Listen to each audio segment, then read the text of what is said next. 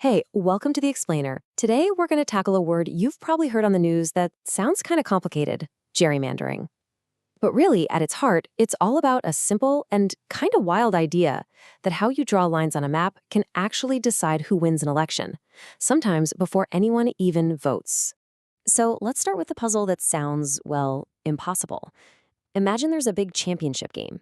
One team scores way more points, right? I mean, they just dominate. But when the final whistle blows, the other team gets the trophy. How on earth could that happen? Well, here's the secret. The answer has nothing to do with the players or even how they played. It's all about how the game was set up from the very beginning. It's about the rules, and specifically, it's about the lines that divide up the playing field. This is the key to everything we're going to talk about. So, where did the super weird word even come from? To figure that out, we've got to hop in a time machine and go way back, over 200 years, to a story that involves a governor, a map, and, believe it or not, a salamander.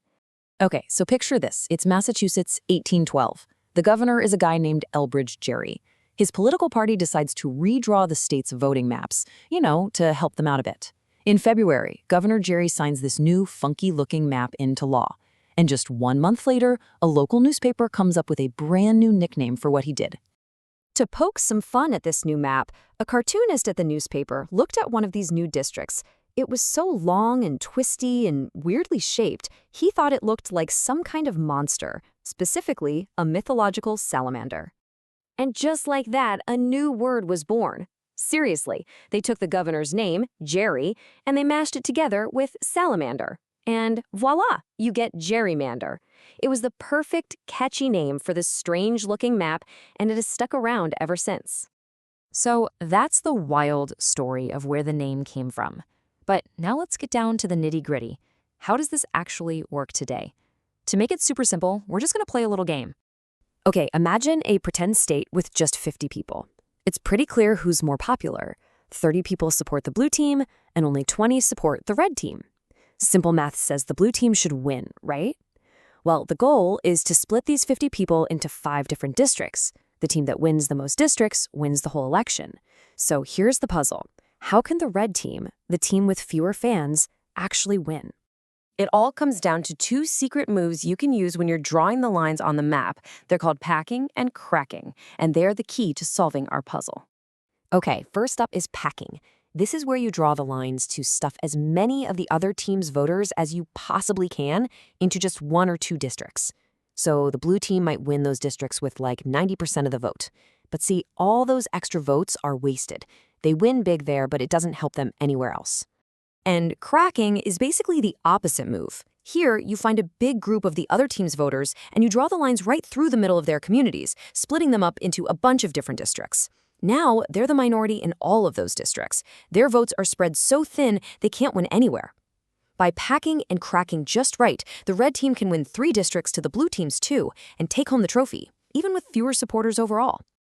Okay, so that all works in a simple little game with 50 people. But what about the real world? Does this drawing game actually change the results of big, important elections? The answer is a huge, resounding yes. When you apply these strategies across an entire country, the results can be pretty shocking. You can get outcomes that don't seem to match what the voters actually wanted at all. Let's look at a real example: the U.S. House elections in 2012. Across the whole country, one party's candidates got 1.4 million more votes from citizens than the other party's candidates. That is a lot of votes. But, and this is the crazy part, despite getting 1.4 million fewer votes, the other party actually won 33 more seats in Congress.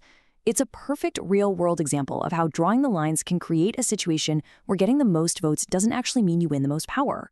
So, because of outcomes just like that one, where the map seems to matter more than the voters, a lot of people are asking a really important question. Is there a better, fairer way to do this? And people are looking at a bunch of different solutions. One big idea is to take the pen out of the politicians' hands entirely and give it to an independent group that doesn't have a dog in the fight. Others are using some really powerful technology and math to try and create the most balanced districts possible. And maybe one of the most important ideas is just getting regular citizens like you and me more involved in the whole process. And that kind of leaves us with a final question to think about, because there isn't one easy answer. If you have the pen, what would you do? Should maps keep neighborhoods together? Should they be perfectly square? Should they be drawn to make every election a nail-biter? It's a really tough puzzle, and that's exactly why understanding how the game is played is the first and most important step.